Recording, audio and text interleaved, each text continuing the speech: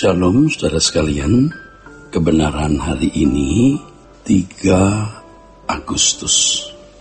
Saudaraku, orang yang menaruh percaya kepada Tuhan itu memiliki isi di dalam percayanya.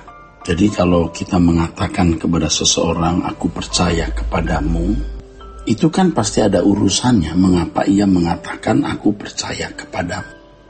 Tidak mungkin kan kita bertemu dengan seseorang di jalan, lalu orang itu berkata kepada kita, aku percaya kepadamu.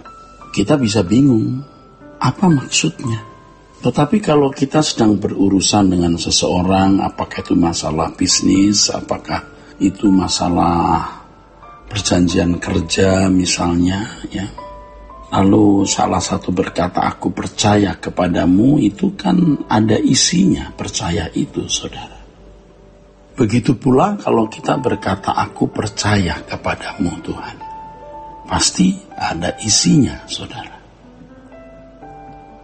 Dan percaya kita kepada Tuhan itu bukan temporal, ya, bukan untuk sesaat atau untuk 1-2 hal, tetapi seluruh hidup kita itu hidup karena percaya. Seperti yang dikatakan oleh Paulus dalam 2 Korintus pasal 5 ayat yang ke-7.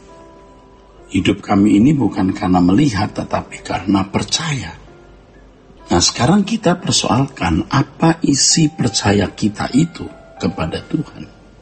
Nah, banyak orang Kristen yang mengaku percaya kepada Tuhan, artinya mengakui Yesus adalah juru selamat dan Tuhan, lalu mengisi percayanya itu dengan pergi ke gereja saja atau melakukan kegiatan kerohanian, ya saudara. Ini tidak tepat, sebab percaya itu seluruh hidup kita, ya, seluruh hidup kita.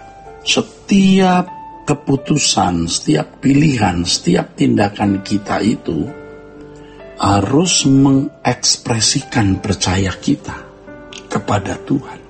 Bukan hanya pergi ke gereja atau melakukan kegiatan rohani yang lain, ya, datang ke persekutuan doa, lalu ditambah lagi dengan bersama-sama mengunjungi panti asuhan. Kalau hanya begitu, orang tidak beragama pun juga melakukan, saudara. Nah, apa yang sebenarnya Tuhan inginkan, Tuhan kehendaki di dalam percaya kita kepadanya itu? Apa yang Tuhan kehendaki atas hidup kita dalam mengisi percaya kita itu? Tentu, saudaraku, satu ini yang saudara harus tahu, mengikuti jejak Yesus. Bagaimana kehidupan Yesus 2000 tahun yang lalu bisa kita kenakan dalam hidup kita hari ini, sehingga orang bisa menemukan kehidupan Yesus itu di dalam hidup kita hari ini. Itu luar biasa, saudaraku. Tetapi itu sulit sekali, sukar sekali. Tetapi memang tidak ada cara lain untuk mengikuti Yesus, mengisi percaya kita kepadanya. Kalau ada dialog imajinatif, ya, dialog imajiner antara kita dengan Yesus, saudaraku, kita berkata, Tuhan, aku percaya kepadamu. Dan Yesus bertanya, mengapa kamu percaya kepadaku? Karena engkau Tuhan dan Juru Selamat. Mengapa kamu percaya aku Tuhan dan Juru Selamat? Nah, mungkin kita mulai diam. Ya, kenapa ya? Ya, karena memang dia Tuhan. Ya, memang dia Juru Selamat. Banyak orang Kristen mungkin jawabnya di situ. Hanya sampai di situ pengertiannya. Tuhan kita bisa berkata, kalau kamu mengakui aku Tuhan, kamu harus tunduk kepadaku. Aku Tuhanmu. Ya, kamu harus menuruti apapun yang kuperintahkan. Kalau kamu mengakui aku Juru Selamat, kamu harus mengerti untuk apa keselamatan itu diadakan. Keselamatan itu diadakan agar kita dikembalikan ke rancangan semula Allah dan model manusia yang sesuai rancangan Allah semula itu Yesus. Dan kalau kita mengakui Dia Tuhan, kita taat kepadanya untuk mengenakan hidupnya di dalam hidup kita. Ya, ikut Yesus itu memang ikut jejaknya.